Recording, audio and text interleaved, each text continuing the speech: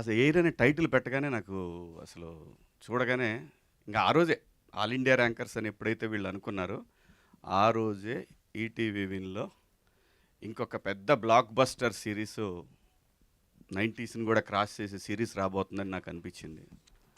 ఎందుకంటే ప్రతి ఒక్కళ్ళు కనెక్ట్ అవుతారు దీనికి. వాస్తవంగా చాలా హింస కార్యక్రమం ఆల్ ఇండియా ర్యాంకర్స్ అనేది. చాలా హింస పిల్లలకి.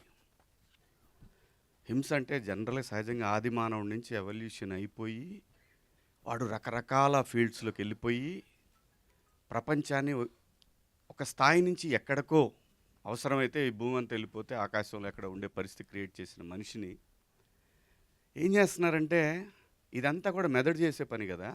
ఆ మెదడుని ఒకే చోట ఆ 4 గోడల మధ్య ఎట్టి పరిస్థితుల్లో వీడు ఆల్ ఇండియా ర్యాంక్ కొట్టాలి అనేటువంటి కాన్సెప్ట్ ఏదైతే ఉందో అది అత్యంత దారుణమైనటువంటి ఈ భూమి మీద ఒక హేయమైన చర్య అది నా దృష్టిలో. న్యాచురల్గా చదవాలి వాడు, న్యాచురల్గా వాడికి రావాలి, అప్పుడు వాడి బ్రెయిన్ బాగా పనిచేస్తుంది.